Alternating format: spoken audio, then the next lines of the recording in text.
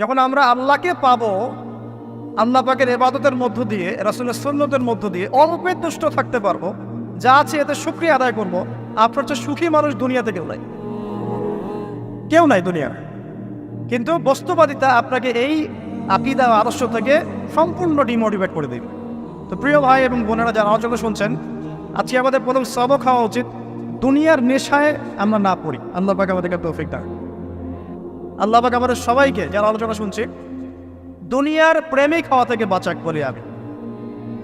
দুনিয়ার প্রেমিক না, প্রেমিক হবো কার? আল্লাহর আখিরাতের। কতটুকু দাম আছে দুনিয়ার? আল্লাহ পাক বলছেন একটা মাছির পাখার সমানও না। একটা মাছির পাখার কি দাম আছে আপনার কাছে? আল্লাহ পাক বলছেন পুরো দুনিয়ার দাম আমার কাছে যদি একটা মাছির পাখার সমান হতো, তাহলে এই দুনিয়াতে কোনো কাফের মুশরিক পানি পান করতে পারতো না। তার মানে এই দুনিয়াতে যা করো করো, আমার তো কোনো দামই নাই দুনিয়ার। কালকেই তো আমি দুনিয়া ধ্বংস করবো। আর ওই যে দুই জাতির কথা বললাম, জিন এবং মানব জাতি, আপনারা সূরা আর রহমান পড়বেন। রহমান নামটা অনেক ব্যাপক দয়াময়ের নাম, তার মানে আল্লাহ পাক মার্সিফুল, মোস্ট মার্সিফুল। কিন্তু এই সূরা আর রহমানেই একটা ভয়ঙ্কর আয়াত আছে, কি? সানাফরুগু লাকুম আইয়ুহাস সাকলান। হে মানুষ এবং জিন, হে মানুষ এবং জিন, শীঘ্রই আমি তোমাদের দুইটা জাতিকে ডিল করার জন্যে পারেক হচ্ছি, অপেক্ষা করতে থাক। মানে আল্লাহ পাক কুল্লু ইয়াউমিন হুয়া ফি শাআন, মানে আল্লাহ পাক কি করেন? সবসময় তার কাজে ব্যস্ত আছেন। মহাবিশ্বের তো গ্রহ নক্ষত্র গ্যালাক্সির অভাব নাই, মাখলুকের কোনো অভাব নাই। আল্লাহ পাক প্রত্যেকটা মুহূর্তেই তার কাজে ব্যস্ত আছেন, তার কাজে শানে ব্যস্ত আছেন। কিন্তু এই ব্যস্ততা থেকে ফারেক হবেন কাদের জন্যে? মানুষ আর জিনের জন্য। সুবহানাল্লাহ, মানুষ আর জিনের জন্য। আল্লাহ পাক বলছেন সানাফরুগু লাকুম আইয়ুহাস সাকলান। দাঁড়াও, দুনিয়ার মধ্যে এইসব করে বেড়াচ্ছ, তোমাদের দুই জাতির জন্য আমি অচিরে ফারেক হব ইনশাআল্লাহ। ওইটাই হলো কিয়ামতের দিন। যদি ওই দিনটা আমরা মাথায় রেখে চলি, ইনশাআল্লাহ আমরা কেউ বস্তুবাদী হব না ইনশাআল্লাহ। আল্লাহ পাক আমাদের সবাইকে দুনিয়া মুসাফিরের মতো থাকার তৌফিক দান। আমরা উন্নতি করব, অবশ্যই অগ্রগতি করব, আমরা সব কিছুই করবো, কিন্তু দুনিয়ার পূজায় ডুবে যাব না। এটা একটা বড় চ্যালেঞ্জ। মানে মধ্যমপন্থী থাকতে হবে, না একদম গোলানো মার্কা আর না চরমপন্থী, মাঝামাঝি থাকার চেষ্টা করতে হবে। আল্লাহ তৌফিক দান। ঢাকাবাসীর জন্য এর চেয়ে বড় কোনো নসিহত হতে পারে না। আর ঢাকার মতো যত মানে সিটিজ, মেগা সিটিজ আছে সারা ওয়ার্ল্ডে, তাদের জন্য এটাই প্রথম নসিহত, বস্তুবাদিতা ত্যাগ করতে হবে, বস্তুবাদিতা। আল্লাহ পাক আমাদের সবাইকে বাকির খাতা পূর্ণ করার তৌফিক দান। এখন একটা লক্ষ্য পেলাম, কি জন্য দুনিয়া এসেছে? আপনার ইবাদত করার জন্য। এখন অনেকে ভুল বুঝে প্রশ্ন করতে পারে, তাদের জ্ঞানের স্বল্পতা। আমি ওদেরকে দোষারোপ করবো না, কারণ আমাদের শিক্ষা সমস্যা আছে। আমরা তো সবার মাঝে ইসলামিক সার্বজনীন শিক্ষা দিতে পারছি না। এই কারণে অনেকে প্রশ্ন করতে পারে, তাহলে কি সারা জীবন আল্লাহ বিল্লাহি করতে হবে? আমি কি সারা জীবন তাসবিহ তাহলিল জিকির আজকার নামাজি পড়ে বেড়াবো? তাহলে এটা হলো তার ভুল বুঝ। এই আয়াত সম্পর্কে ভুল ব্যাখ্যা। সঠিক ব্যাখ্যাটা কি? সঠিক ব্যাখ্যা হচ্ছে সূরা হাশরের 7 নম্বর আয়াত। কত নম্বর? সূরা হাশর 7 নম্বর আয়াত। আল্লাহ পাক বলছেন ওয়ামা আতাকুমুর রাসূলু ফাখুযুহ। রাসূলুল্লাহ সাল্লাল্লাহু আলাইহি ওয়াসাল্লাম তোমাদেরকে যা যা দিয়েছেন সব নিয়ে নাও। ওয়ামা নাহাকুম আনহু ফান্তাহু। রাসূল যা থেকে বিরত থাকতে বলেছে সমস্ত বিষয় থেকে দূরে থাক। এখন এই আয়াতটাকে সামনে রেখে কোরআন সুন্নাহকে যদি আমরা ঘাঁটি, আমরা দেখব রাসূলুল্লাহ সাল্লাল্লাহু আলাইহি ওয়াসাল্লাম পেশাব পায়খানা ইস্তেনজা করা থেকে শুরু করে রাষ্ট্র চালানো পর্যন্ত প্রতিটা কাজের হেদায়েত দিয়ে গেছেন। আলহামদুলিল্লাহ, এটা কেউ মানি বা না মানি দিয়ে গেছেন, এটা বিশ্বাস করতে হবে। আমল করতে পারি বা না পারি, নবী দিয়ে গেছেন, বিশ্বাস করতে হবে। দলিল চাচ্ছেন, আপনি সহিহ বুখারী খোলেন, মুসলিম খোলেন, তিরমিজি, নাসাই, আবু দাউদ এগুলো খোলেন, দেখবেন আপনি ইস্তেনজা করবেন কিভাবে, বসবেন কিভাবে, ঢোকার সময় কোন পা দিয়ে ঢুকবেন, বের হওয়ার সময় কোন পা দিয়ে বের হবেন, ইস্তেনজা করার সময় কথা বলতে পারবেন কি না, কতটুকু বলতে পারবেন, গোসল কেমন করে করবেন, ওযু কিভাবে করবেন, আপনি আগে কি পা থেকে শুরু করবেন নাকি হাত থেকে শুরু করবেন, কিভাবে নামাজ পড়বেন, আগে গিয়ে কি সেজদা করবেন নাকি ইকামত হবে, আজান হবে, আল্লাহু আকবার তাকবীর দিবেন, কিভাবে নামাজ শেষে বের হয়ে আপনি ব্যবসায় চলে যাবেন, কিভাবে আপনি ব্যবসা করবেন, কিভাবে চাকরি বাকরি করবেন, সমাজের মানুষের সাথে মেলামেশা করবেন, মানুষকে দিনের দাওয়াত দিবেন, ইভেন কিভাবে আপনাকে যদি আল্লাহ ক্ষমতা দেন আপনি কিভাবে সোসাইটি মেনটেন করবেন, সমাজ এবং রাষ্ট্র মেনটেন করবেন, প্রতিটা হেদায়েত খুঁটিনাটি কোরআন এবং সুন্নাহ দিয়েছে আমাদেরকে। এই বিশ্বাস আগে রাখতে হবে। এই বিশ্বাস না রাখলে কেউ মুসলিম হতে পারবে না। I very sorry to say, এই বিশ্বাস না করলে কেউ মুসলিম হতে পারবে না। আগে বিশ্বাস, তারপরে কাজ করতে পারেন কি না সেটা পরের ইস্যু। এবং আমি বলে দিচ্ছি, এই যুগে আপনি 100% পারবেন না, সিম্পল। এই যুগে আপনি 100% পারবেন না, এটা স্বাভাবিক। কারণ এই পুরো বিশ্বটা তো ইসলামাইজড না। পুরো বিশ্ব কি ইসলামাইজড? বরং পুরো বিশ্বটা কুফরের উপর আছে। কিসের উপর আছে? পুরো ওয়ার্ল্ডটাই কুফরের উপর আছে, পুরো ওয়ার্ল্ডটাই। একটা এক্সাম্পল আমি প্রমাণ করতে পারি, একটা এক্সাম্পল খালি। আল্লাহ পাক বলছে সূরা মুলক, রাতের বেলা পড়তে হয় না সূরা মুলক? রাতের বেলা সূরা মুলক পড়তে হয়, যে পড়বে তার কবরের আযাব হবে না ইনশাআল্লাহ। কবরের আযাব থেকে আল্লাহ পাক তাকে বাঁচাবেন ইনশাআল্লাহ। সূরা মুলক তেলাওয়াত করতে হবে রাতের বেলা। এই সূরার প্রথম আয়াতে আল্লাহ বলেছেন তাবারাকাল্লাযী, বরকতময় সেই আল্লাহ, বিয়াদিহিল মুলক, যার হাতে পুরো মহাবিশ্বের ক্ষমতা। কার ক্ষমতা?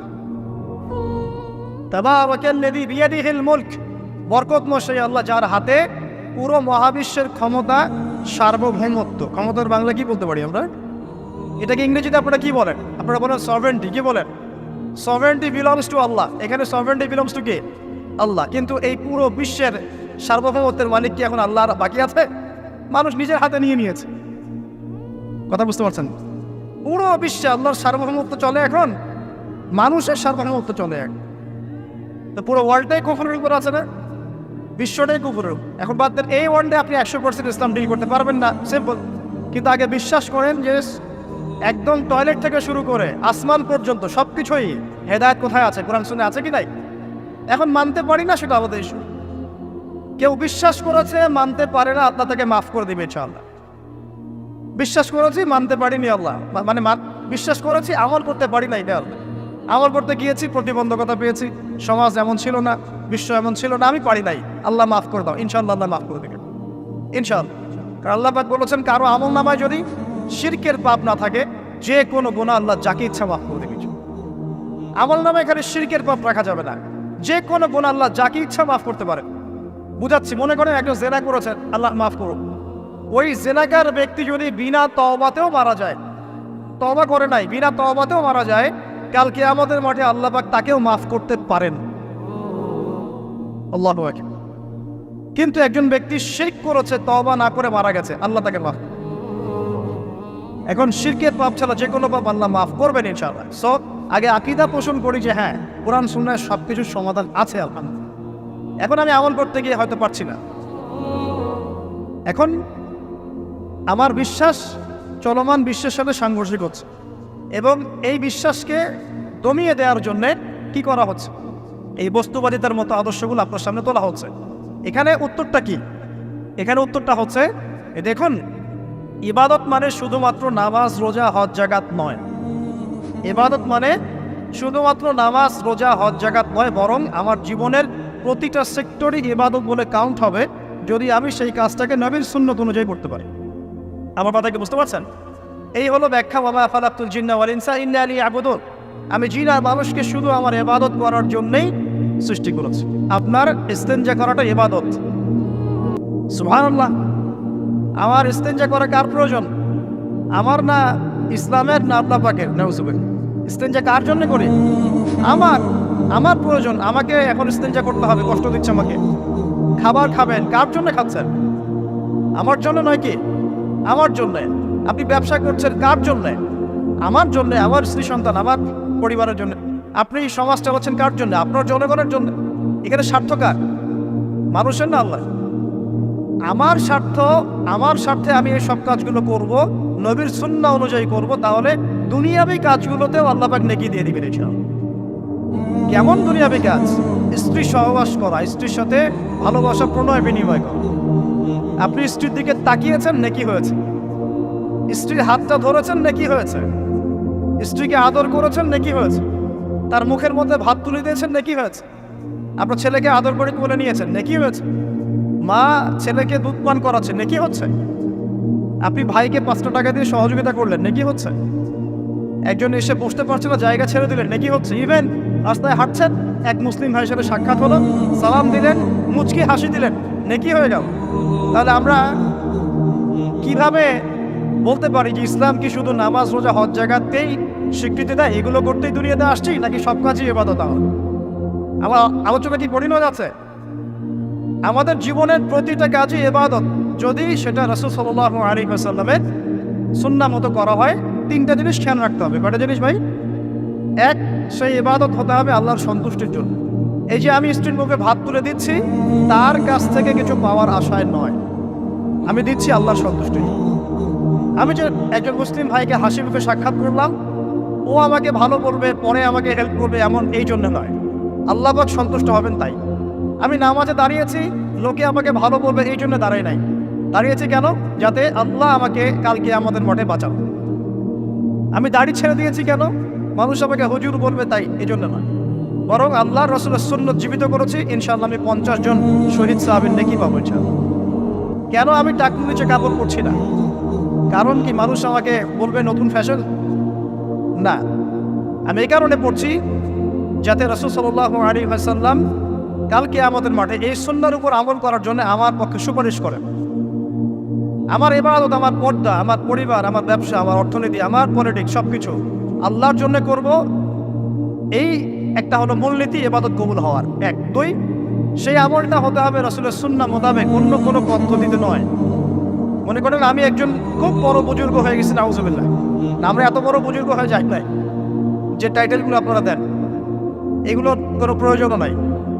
এখন একজন বড় বুজুর্গ এসে যদি আপনাকে কোনো ইবাদতের পদ্ধতি শিখিয়ে দেয়, এই পদ্ধতিতে ইবাদত করো, অনেক ভালো হবে, কিন্তু ওই পদ্ধতির সাথে রাসূলের এবং সাহাবীদের পদ্ধতির কোনো মিল নাই।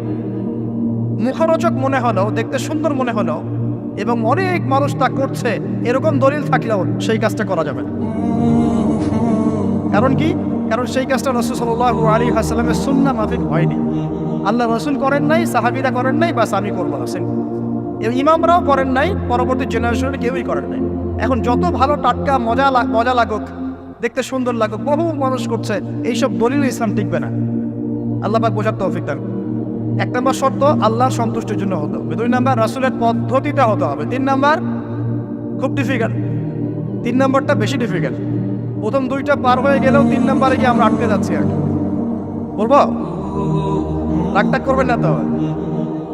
তিন নম্বর হচ্ছে রিজিক হালাল হতে হবে। রিজিক হালাল হতে হবে। পশ্চিমের আদলে গড়া এই পুরো বিশ্বের বেশিরভাগ মানুষের রিজিক এখন হারাম। কেন হারাম? কারণ কোনো না কোনোভাবে আমরা সুদের সাথে সম্পৃক্ত হয়ে যাচ্ছি, কোনো না কোনোভাবে। আর নবীজি অনেক আগেই বলেছিলেন, 1400 বছর আগে, যে একটা জামানা তোমাদের সামনে আসবে, যে মানুষ সুদ খেতে চাইবে না, তার গায়েও সুদের ছিটাফোঁটা গিয়ে লাগছে কিনা। এখন আপনি খেতে চাইবেন না, আপনাকে মেসেজ পাঠিয়ে দেওয়া হবে আপনার অ্যাকাউন্টে এত টাকায় যোগ হয়েছে। কি করবেন এখন? টাকাটা আপনি সুদের টাকা। সুদের টাকা মানে কি? এক দিরহাম যে ব্যক্তি সুদ খেয়েছে, সে যেন 36টা মেয়ের সাথে জেনার পাপ করেছে। সহিহ বুখারী হাদিস, একদম অকাট্য, সহিহ, সনদ সহিহ, এমন না জয়ীফ জাল, এমন নয়। এক দিরহাম যে ব্যক্তি সুদ খেয়েছে, সে যেন 36 বার জেনা করলো, নবী সাল্লাল্লাহু আলাইহি ওয়াসাল্লাম। আর এই হাদিস তো আপনারা জানেন যে সুদের পাপের 73টা শাখা আছে। নিচের শাখা হচ্ছে মায়ের সাথে জেনা করা, মাকে বিয়ে করা, আর উপরের শাখা হচ্ছে আল্লাহ এবং তার রাসূলের সাথে যুদ্ধ করা। এগুলো অবলীলায় করছি আমরা। আর নবীজি বলছেন 4 শ্রেণীকে আমি অভিশাপ দিয়ে গেলাম। আল্লাহর নবী অভিশাপ দিয়ে গেলেন মানে সে জাহান্নামে যাবে, কোনো অবস্থাতেই জান্নাতে যাবে না। ইল্লা মাশা আল্লাহ। 1, যে সুদ খায়। 2, যে সুদ দেয়। 3, সাক্ষী থাকে। 4, লিখে রাখে। এখন বলেন এই সিস্টেমের বাইরে কতজন মানুষ আছে? এর বাইরে আবার আছে যাকাত না দেয়া, সম্পদ হারাম হয়ে যাচ্ছে। এর উপর আবার আছে ঘুষ, জানাদির অনেক সময় চাকরি বাকরি হয় না। আস্তে আস্তে এগুলো আমরা ট্রেডিশন বানিয়ে নিয়েছি। এক সময় আমরা, শোনেন, এটাকে বলা হয় নিউট্রালাইজেশন, মানে স্বাভাবিকীকরণ। খুব কঠিন টার্ম বলে ফেলছি মনে কিছু কিছু। যেমন আগে ধর্ষণ হলে আমরা খুবই সোচ্চার ছিলাম এবং সারা এলাকা ফেটে যেত, এত বড় কথা। কেউ মাপে কম দিলে, ধরা পড়লে চক্ষু লজ্জায় সে সমাজে চলতে পারতো না। কেউ চুরি করলে চক্ষু লজ্জায় বের হতে পারতো না। আস্তে আস্তে আস্তে আস্তে আস্তে আস্তে এই যে মাপে কম দেয়া বলেন, সুদ বলেন, জেনা বলেন, আস্তে আস্তে পাপগুলোকে আমরা নিউট্রালাইজেশন করে ফেলেছি, নিউট্রালাইজ হয়ে গেছে। হ্যাঁ, দর্শন ডেইলি 4-5টা হয়, সুদ সবাই খায়, আমিও খাই, যে না তো সবাই করে, বয়ফ্রেন্ড গার্লফ্রেন্ড ফ্রি মিক্সিং আছে, আমি করলে সমস্যা কি? ওর তো 4টা, আমার তো মাত্র 1টা। ওর চেয়ে আমি ভালো। ওর 5টা বয়ফ্রেন্ড, আমার তো 1টা। ওর 4টা গার্লফ্রেন্ড, আমার তো 1টা। আমি তো ভালো। আমার ছেলে খুব ভালো, শুধু মাঝে মাঝে একটু ড্রিঙ্কস করে, ব্যাপারটা এরকম আর কি। তো এই যে পাপকে নিউট্রালাইজেশন করা হচ্ছে আস্তে আস্তে, স্বাভাবিকীকরণ। এই ফ্লোতে আমরা মোটামুটি সবাই পড়ে গিয়ে রিজিক হারাম হয়ে যাচ্ছে। ঘুষ দিতে হয়, এটা চাকরি হবে না। আবার দেখেন, জাকাত না দেওয়ার মধ্য দিয়ে রিজিক হারাম করে ফেলছি, সুদ খাওয়ার মধ্য দিয়ে করছি, ঘুষ নেওয়ার মধ্য দিয়ে করছি, কোনো কোনো ক্ষেত্রে করাপশন, অন্যের সম্পদ আত্মসাতের মধ্য দিয়ে করছি। এর বাইরে যারা ব্যবসা করছি, আমরা যে দুধে দেওয়া তুলসী পাতা এমনও নয়, কোনো কোনো সময় মাপে কম দিচ্ছি। এই যে টাটকা জিনিস বলে ভেজাল খাওয়াচ্ছি, 3 দিনের বাসি তেল দিয়ে ইফতার রান্না করে খাওয়াই দিবে, বলবে একদম টাটকা জিনিস। রমজান মাস আসছে সামনে না, কত যে মানুষ বের হবে যারা তারাবির নামাজ পড়বে একদম 20 রাকাত, ওখানে রাকাত দিয়ে ঝগড়া হবে। ঠিক ওরাই যখন দেখবেন বিকালে দুপুরে ইফতার বিক্রি করবে, বিভিন্ন পণ্য বিক্রি করবে, দেখবেন যে দুনিয়ার বাসি পচা আপনাকে খাওয়াই দেবে। এই শ্রেণীর মানুষের ধারণা যে লা ইলাহা ইল্লাল্লাহ শুধু মসজিদে আছে, বাজারে নাই। এটা ধারণা লা ইলাহা ইল্লাল্লাহ মুহাম্মাদুর রাসূলুল্লাহ, এটা মসজিদে আছে, বাজারে সমাজে অন্য জায়গায় নাই। এটা তাদের ধারণা। তাদের এই ধারণা অচিরেই ভাঙবে যখন মৃত্যুর দূত চলে আসবে। তখন বুঝবে লা ইলাহা ইল্লাল্লাহ একটা সার্বজনীন কালিমা, যেটা জীবনের সব ক্ষেত্রেই চলতে হবে। আল্লাহ পাক আমাদেরকে বোঝার তৌফিক দান। তো ব্যবসা করছি আলহামদুলিল্লাহ, অ্যাটলিস্ট সুদ খাচ্ছি না। তবে এতটুকু মনে রাখবেন, ব্যবসায়ীদের অসততার কারণে, আমানতের খেয়ানতের কারণে একটা আযাব আসে। হাদিসের মধ্যে আসছে একটা আযাব আসে। নবীজি বলেছেন, যখন একটা জাতির ব্যবসায়ীরা মাপে কম দেওয়া শুরু করে, মিথ্যা কসম করে পণ্য বিক্রি করা শুরু করে এবং আমানতের খেয়ানত করে, তখন ওই জাতির উপর দুর্ভিক্ষ চাপিয়ে দেওয়া হয়। কি চাপিয়ে দেওয়া হয়? দুর্ভিক্ষ চাপিয়ে দেওয়া হয়। মনে করছেন যে হয়তো দুর্ভিক্ষ নাই, পুরো ওয়ার্ল্ড ওয়াইড একটা নীরব দুর্ভিক্ষ চলছে এখন আস্তে আস্তে। সকালে একটু আগে বলেছিলাম না, গরিব মানুষ আলু ভর্তা, ডাল আর ডিম ভাজা দিয়ে ভাত খেত আগে, এখন তারা বলে আমরা ডিমই দেখতে পারি না চোখে। ডিমও খাওয়ার এখন সামর্থ্য হচ্ছে না অনেকেরই। আপনি শোনেন, আমি একটা জব করতাম, মনে করেন স্যালারি পেতাম 5,000 টাকা, এখন পাচ্ছি 10,000 টাকা। কিন্তু 10,000 টাকা স্যালারি পাওয়ার পরেও আগে 5,000 টাকা দিয়ে আমি সংসার চালাতে পারতাম, এখন 10,000 টাকা দিয়ে পারছি নাকি? কারণ কি? কারণ হচ্ছে মুদ্রাস্ফীতি, দ্রব্যমূল্যের ঊর্ধ্বগতি, এর পাশাপাশি আছে আমানতের খেয়ানত করা।